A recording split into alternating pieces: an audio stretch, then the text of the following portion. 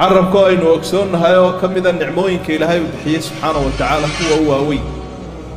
ilaahayna uu inoogu manno sheegtay alam najcal lahu caynayn wa lisaanan wa shafatayn miyaanaan siinin baa ilaahay u yidhi carab iyo laba debnood iyo laba indhood bal waxaad ka warrantaa qofka hadalkuu iska taagay ee doonaya inuu wax cabbiro ee waxba kuu sheegi kari laha carabkii iyo hadalkii oo ka xidhmay daraaddeed bal waxaad sawirataa qofka waxba dhadhamin kari laha macaan iyo qaraadh iyo dhanaan nicmadaad adigu haysato kullu haadihi nicam fi lisaan nicmooyinkaasoo dhan carabkaa ilaahay inoogu manno sheeganayo ayaa ay ku jiraan laakinahu saqiiru lxajmi kabiiru ljurm carabka xajmigiisa iyo miisaankiisu waa yari dembigiisuna uu weyn dembi weyn iyo ajri weyniba isagu ka yimaadaa idan markaa arrinkaynu aad u adkaynayna sida diinteennu ay nagu waaninayso ilaalinta carabka ugu horrayn waa inaynu dareenno waxaynu ku dhawaaqay inaynu ku hadlaynaa habeen iyo maalinba inuu yahay ilaahay agtiisa wax qoran maalin maalmaha ka midana lagu soo bandhigi doono maa yalfidu min qowlin ilaa ladayhi raqiibun catiid waa nusuustii aynu akhriyaynaa daliiladii innagayna khusaynaya ilaahay inagula hadlayay rasuulku inagula hadlayay sala allahu calayhi wasalam qofku waxa uu ku hadlayo o dhan malaa'ig baa u diyaara raqiibun catiid waa malag ilaashanaya intaa oo tirsanaya adigu haddaad wax kale ka shaqaynaysa isagana shaqadiisu waxa kaa soo baxayuu qoraya ilaahay waxa uu tilmaamay ka ku guuldarraysta waxa uu ku hadlayo halaagga uu leeyahay waylun likulli humazatin lumaza halaag waxale baa ilaahay qofka dadka isha ka xamanaya ee afka ka xamanaya hamaazin mashaa'in binamiimin mannaacin lilkhayr hamaazin mashaa'in binamiim waa qof dadka xamanaya iskuna diraya waxa uu ilaahay ka digay subxaanahu wa tacaala in la isku dheeldheelo iyadoo la adeegsanaya carabkaa nicmada weyn ragguu uga digay dumarkuu uga digay waa ceebaynta waa cambaaraynta waa xaqiraadda waa xumaynta yaa ayuha aladiina aamanuu laa yaskar qowmun min qowm casaa an yakunuu khayran minhum walaa nisaa'un min nisaa'in casaa an yakunna khayran minhun walaa talmisuu anfusakum walaa tanaabazuu bilalqaab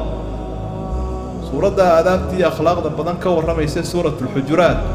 carabkaa waxaynu ka sii daynaynaa buu ilaahay ka digaya subxaanahu wa tacaala asxaabigii sufyaan ibnu cabdillaahi athaqafi kelmadii ama su-aal muhiima buu rasuulka inoo weydiiyey sala allahu calayhi wasalam waxa uu ihi maa huwa akhwafu maa takhaafu calay rasuul allah waxaad ii sheegtaa shaygaad iigu cabsi badanta ee aan aad isaga ilaaliyo markaa rasuulku sala allahu calayhi wasalam carabka buu leey carabka haddaad cadowgaad iska ilaalinaysaa carabkaa weeye ku xisaabta man kaana yuuminu billaahi walyowmi alaakhiri falyaqul khayran aw liyasmut waxaad ku badbaadaysaa hadalka intaanaad odhanin ka hor inaad balmiisaanto afar qaybood u ayamo ma sharba ma khayrba ma bilaa macna ama labadu isugu jiraan hadalku intaa kama baxo ama waa shar ama waa khayr ama labadu isugu jiraan ama midnaba maaha waa bilaa macna saddex iskaga tag wixii shara iyo wixii shar iyo khayr isugu jira macnaa dee kolle wuu isku walaaqayo waa camal xun buu isu rogayaa marka dambe iyo wixii bilaa macno ah wixii khayr wanaagsan baad markaa odhanaysa falyaqul khayran aw liyasmut waa kaa rasuulku inoo tilmaamaya sala allahu calayhi wasalam qofka ilaahay iyo aakhiro rumeeya ama ha iska aamusa ama shay khayraha ku dhawaaqa imaamu nawowi raximahullah marka uu sharxaya wuxuu leeyahay taasi waxay ku suuro gelaysaa qofku intaanu hadal horta inuu miisaamo wuxuu odhan doono oo uu ka fiirsado oonu iska daldalmin oo afka una aanu sii daynin waxaa nebigu calayhi salaatu wasalaam asxaabtiisa iyo ehelkiisaba uga digi jiray waxa xanta la idhaahdo iyo carabkoo la sii daayo uma dul qaadan jirin qofka ugama aamusi jirin uguma mujaamalayn jirin laakiin halkaas ku joojin jiray waa midh mudan inaynu inaguna kaga dayano rasuulka sala allahu calayhi wasalam idan markaa walaalayaal waxaynu leenahay bahashaa xanta la idhaa iyo ceebaynta iyo cayda